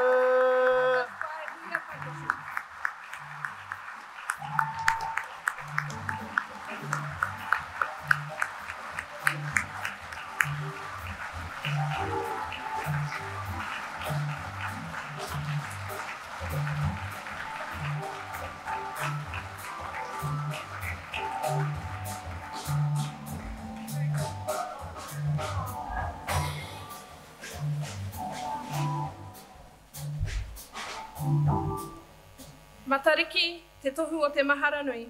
Matariki te tohu o te Pitomata. Matariki te tohu o te Aohau. Kua whetūrangi te Aokoro is a traditional Māori narrative tailored to fit a new world and a new audience. The significance of the stories, its context, and its poetic use of te reo Māori place it in a stratosphere of its own. Much like Matariki, Kua whetūrangi te Aokoro represents authentic Māori stories being told in te reo Māori that will inspire and educate Māori, Pākehā, and all people of New Zealand and the world. Hara mai te tahi āhua.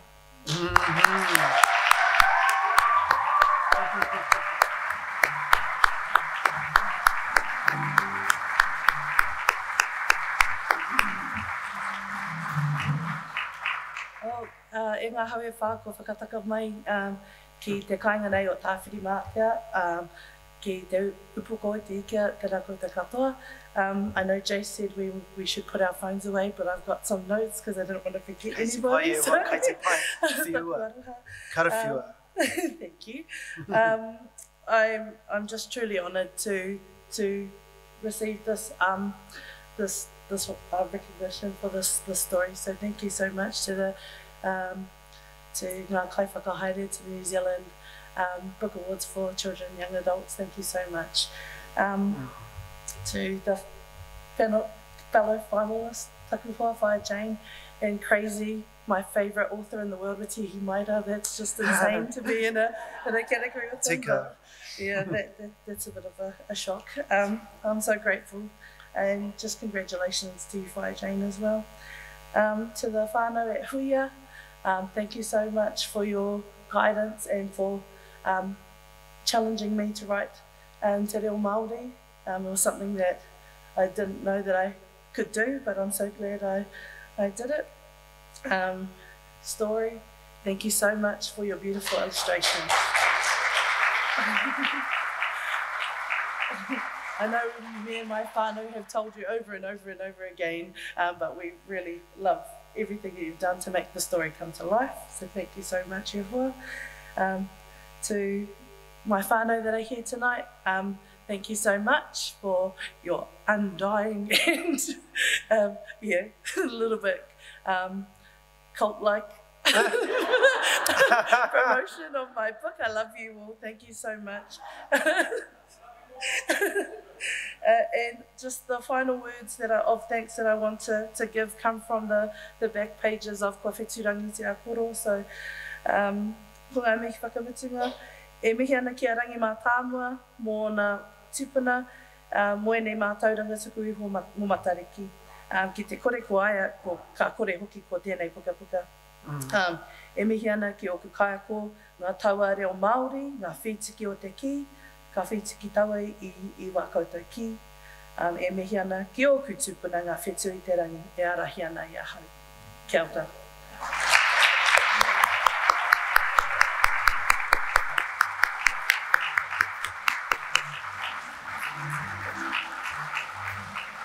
Te ātaohua hoki. E rere kaunei aku mihi ki a koe Brianne, to Story, and also to Huia Publishers. One more big round of applause, ladies and gentlemen.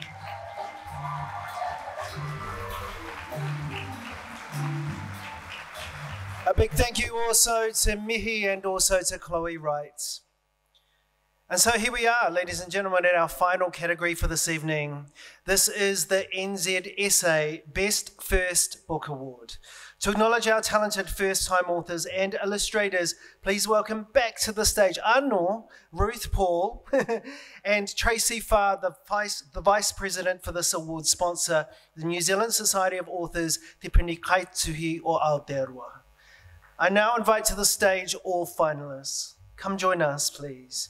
Echo, written by Arlo Kelly and published by Sparrow Press. He Raru Ki Tai, written by Jane Cooper, published by Huia Publishers. Holding the Horse, written by J.R. Williams, published by Ocean Echo Books, Cave Books. Kidnap at Mystery Island, written by Carol Garden, published by Scholastic New Zealand. The Lighthouse Princess, written by Susan Wardell, illustrated by Rose Northey, and published by Puffin Penguin Random House. As the Paki dies down, some information. There were 37 first-time writers and illustrators amongst our entries this year. So it's a remarkable achievement to have made it to this shortlist, don't you agree?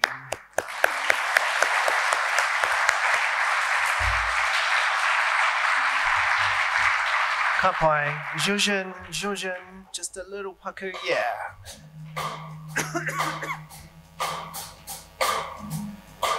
Tēnā koe, Ruth, for your words. Kia ora. Now, just referring to Jace's figures there were 37 authors and illustrators, but 31 books eligible for this year's NZSA Best First Book Award. And just think about it, every person who's ever won a prize before at one of Aotearoa's Children's Book Awards has started in this exact same place with their first brave, tender, terrifying steps into publication with a first book. So you're in good company. In Echo, Arlo creates a strong sense of place and mood, a complex task when visual imagery isn't available to the sight-challenged protagonist. Arlo's written an engaging story with believable and well-drawn characters and recognisable family dynamics. In Hiraru Ki Tai, Jane Cooper's expertise in te reo Māori is evident as she entices the reader to follow her main characters through the geographic landscape of Tamaki Makaurau before the arrival of Pakeha. This is a great new addition to Māori literature. Holding the Horse is a well-researched historical tale, moving in its presentation of post-war PTSD. The writing is so evocative that you can almost see the steam rising off the horse as it gallops along the beach at night. In Kidnap at Mystery Island, Carol Garden cleverly manages to draw us into a world that is both fantastic and recognisable at the same time, packed with vibrant action sequences while exploring what it means to be family. And The Lighthouse Princess, a best first book for both writer and illustrator, combines a poetic and beautifully written story with detailed and magical illustrations. There is much to explore and discover in this book. We look forward to seeing much more from all these authors and illustrator in the future, and I don't doubt that we'll see them at future awards evenings. So, congratulations. Kia ora, Ruth. Yes.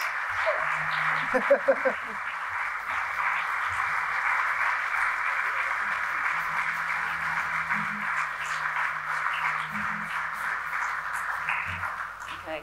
I love that the last one is the first book. That's kind of cool. So the winner of the NZSA Best First Book Award is The Lighthouse Princess, written by Susan Wardell, illustrated by Rose Northey.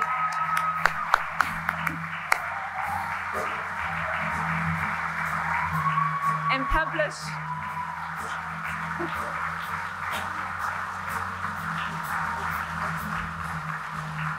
I just have to say, and published by Puffin Penguin Random House. Okay, here we go. The Lighthouse Princess stands out as a picture book that combines poetic writing and whimsical illustration to create a sum that is greater than its parts.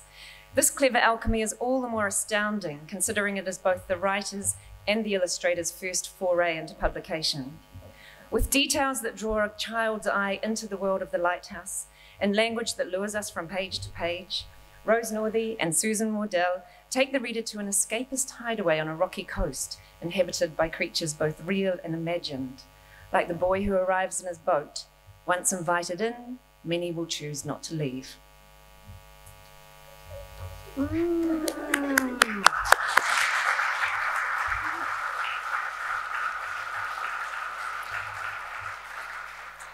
Kia ora koutou katoa, and you never think you're going to be the one who gets teary when you're up front. Such an honour to be here with all of you and in this space of children's literature. It is my first book, and it took about 11 years between the first seed of the idea and standing in front of you today. Meanwhile, I've written and published in a few different genres, including very serious academic things, and other things that were also very personal to me. But I can honestly say that publishing a children's book has felt the most meaningful in terms of the impact, the ripples out onto other people. Yeah, no. It's a huge privilege what we do, all of us, that we can come into this intimate physical space of children's lives and bedtime and with whānau and the intimate emotional and mental space that children's books become part of this inner world. It's just a huge privilege. So a huge thank you to the Book Award organisers and judges. A big thank you to Catherine, our wonderful editor, whose feedback really instilled this in me even further, the seriousness and care that we take with this work because it matters. It's a care for our readers. The whole team at Penguin sort of bears that same philosophy. To my online writers group, whose brilliance helped me to shine as well. To my husband, who walked along the beach beside me the day the idea first was seeded. For my wild daughter and my curious son, who are quickly becoming my best beta readers. I knew there was a reason I had them. And of course, to Rose. It was always going to be a strange process handing something that lives inside my head to someone else. But, you know, 1 + 1 = 1,000,000. I think we have had this amazing alchemy of words and pictures that taught me so much as well. So with that, I'll pass over to you.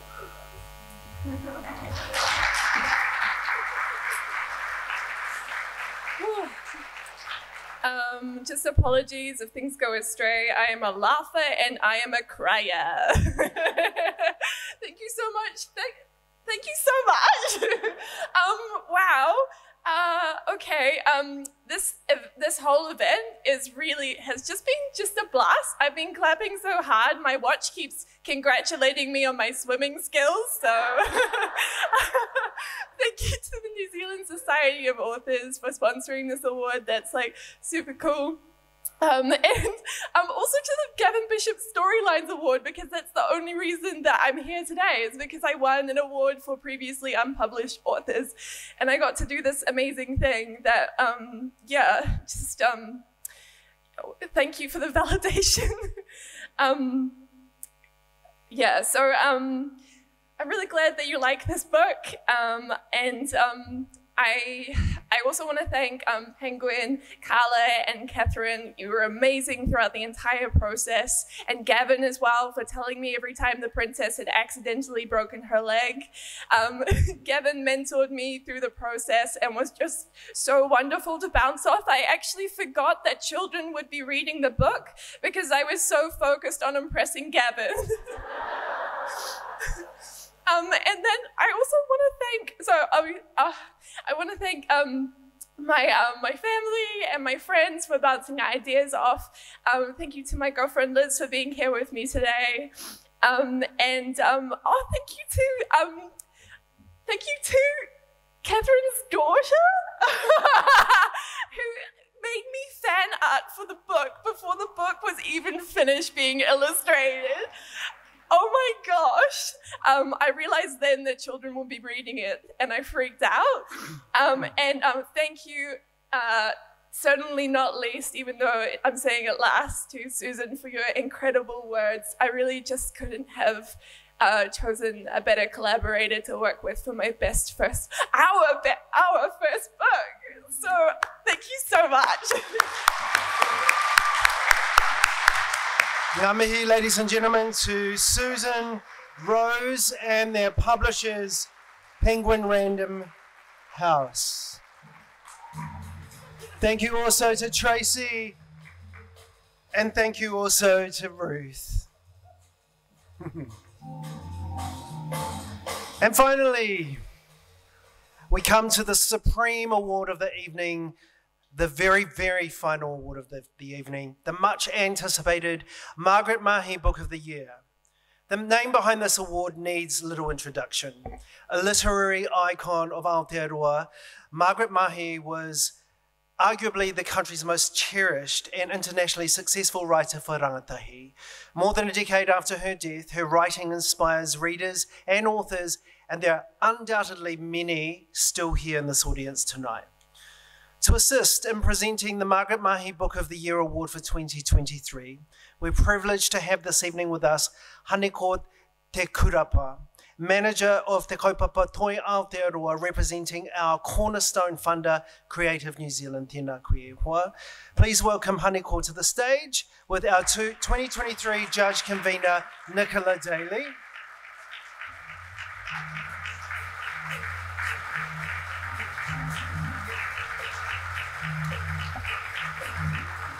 The recipients of the Margaret Mahy Book of the Year Award is being decided from the 6 main category winners you've heard from tonight. This time we ask finalists to remain, remain seated while we remind the audience who you are, but please, a round of applause after every winner. Loving your enthusiasm still as it's sweltering hot in here. The picture book winner is Duck Goes Meow, written by Juliet McIver, illustrated by Carla Martel, and published by Scholastic New Zealand. The winner of the Wright Family Foundation is the Glen Award for Junior Fiction, Below, written by David Hill, published by Puffin Penguin Random House. Young adult fiction winner Iris and Me, written by Philippa Weary, published by Ahoy, the Cuba Press. Winner of the Elsie Locke Non-Fiction Award, Te Wehenga, The Separation of Ranginui and Papatua Nuku, written and illustrated by Matt Tate, published by Allen and Unwin. The Russell Clark Illustration Award winner, A Portrait of Leonardo, illustrated and written by Donovan Bixley, published by Upstart Press.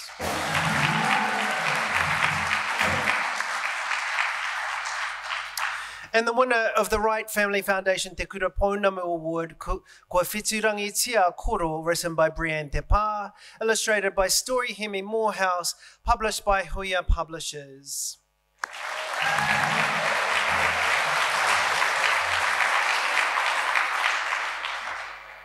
I now invite Nicola to discuss the selection of this year's Supreme Winner and then to announce the recipient of the 2023 Margaret Mahy Book of the Year. Kia ora, Jace. E ngā mana, e ngā reo, e ngā rangatira mā, tēnā koutou, tēnā tātou katoa. When children's literature is created, it is imbued with our hopes and dreams for the future. We want generations to come to know our stories, our heroes, our values, as they move through to shape the future. All of you here tonight are involved in this important creative industry in some way, whether as publishers, writers, illustrators, librarians, booksellers, or readers. And it's wonderful to have an opportunity to honour you all in the work you do to shape the minds and imaginations of our tamariki through children's and young adult literature. Now, just to remind you of a bit more detail of the category winners who are contenders for the Margaret Mahy Book of the Year, our Supreme Award. Using bold colour and deceptively simple and humorous story in Duck Goes Meow, Juliet McIver and Carla Martel explore issues of belonging and the limitations of expectations. In Below, David Hill uses the voices of 2 pre-teens to explore conflicting environmental positions in a high-stakes and dangerous setting. Iris and Me is a well-researched and beautifully written novel in verse with a unique narrative voice telling the life story and many hardships of writer Iris Wilkinson, Robin Hyde. Te Wehenga, The Separation of Ranginui and Papatua Nuku, is an immersive and engaging retelling of the Pūrākau explaining the beginning of the world with a poetic bilingual text. A Portrait of Leonardo is an exceptional illustrated biography of one of the most famous artists of all time, with illustrations that demonstrate superb technical skills. Kua Whetū Rangitia a Koro allows readers to immerse themselves into ao Māori and connect to an authentic story of a whānau looking to the knowledge of matariki to help them heal and grow. Manoa mai te putanga o matariki, manoa mai te ariki o te rangi, manoa mai te mātahi o te tauhau. Judging the best of the best is never easy. Our discussions compared the merits of each book in terms of their category criteria and then the overall impact of the book in relation to its contribution to New Zealand national literature for children and young adults. including the extent to which it will encourage further readings and exploration of books. We were looking for excellence and a book which exemplifies the industry's highest standards, providing an aspirational incentive to publishers, authors, and illustrators. Given the calibre of the category winners, the decision was by no means an easy one. It's now my privilege to announce that the winner of the 2023 Margaret Mahy Book of the Year is Te Wehenga, The Separation of Papatu and Nuku, written and illustrated by Matt Tate and published by Allen and Unwin.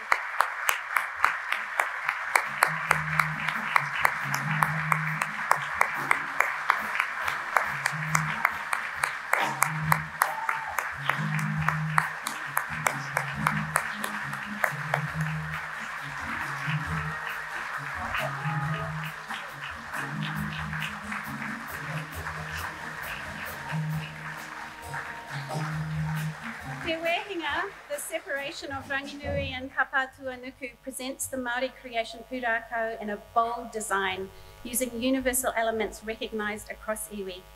The bilingual text is poetic and integrated into the artwork on each page in a way that draws readers into an interactive experience, inviting them to turn the book as they become immersed in the darkness of the space between Papatuanuku and Ranginui. The production values are exceptionally high, and the result is a book that, like the story, is a taonga, to be shared, closely read, and enjoyed in both te reo Māori and te reo Pākehā. Congratulations. Hi, Marisa.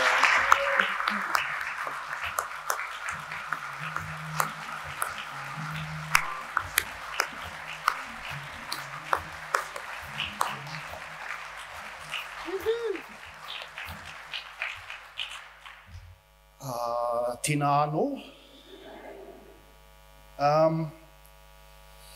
I'll be honest, I didn't even know this award was a thing, so this is... I just kind of don't really have any kupu, except that I was reminded that there's one more organisation I really need to tuku e tai mihi nui ki tēnei, ki Creative New Zealand, because without the grant that they gave me maybe 3 years ago, possibly, I just wouldn't have been able to do it. I think everyone here that writes and illustrates books knows what a struggle the financial one is. Ngā mihi kia koutou.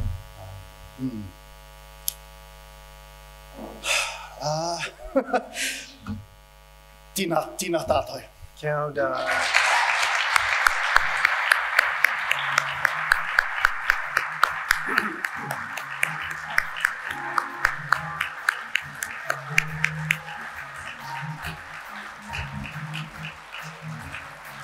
Tēnei te karamihi matakua koa ki te tangata toa Matt Smith, ladies and gentlemen, with Te Wehenga, the Supreme Award winner for 2023. Beautiful. Ka tahi te pō ko tēnei. Oh, still having photos. Kia ora VJ. Thanks Haniko. Thanks Nicola. Thanks everybody. Kia ora koutou.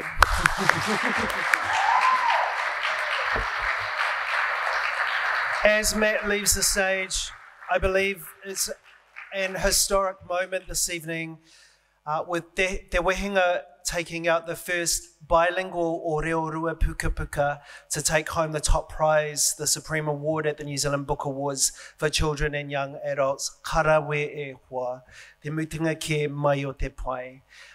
Miharo katoa e hoa ma, a true sign that te reo Māori is well and alive in mainstream places and spaces. Please.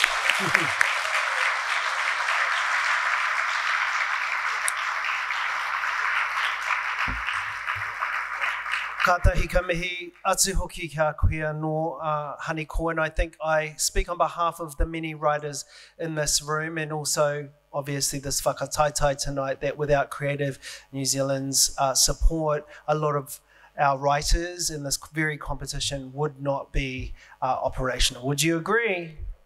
Aye. So, e homa, this fantastic announcement brings tonight's formal proceedings to a close. But before we celebrate, let's congratulate once again all of tonight's finalists and winners for their valued contributions to Aotearoa's literary taonga. We honour you all. Kei te mihi.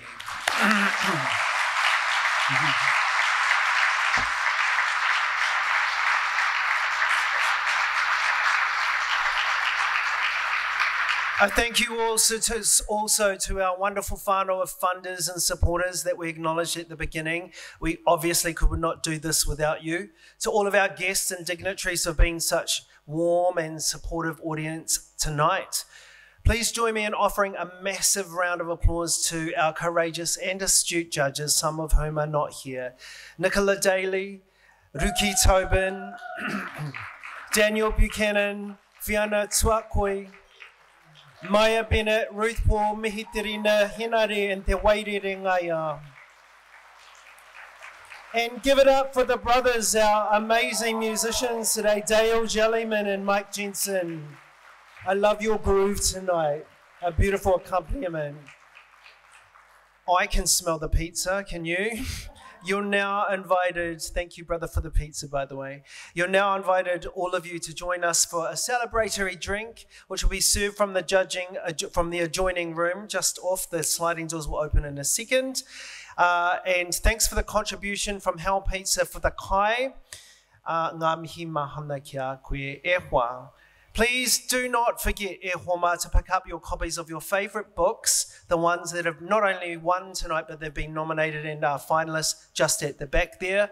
All category winners, important. Before you join your whānau and your friends who have gathered here tonight, please come back to the stage for final photographs. And if all our judges could also gather alongside the stage for a photo, that would be choice. If you'd like a photo of me, now you can turn on your phone.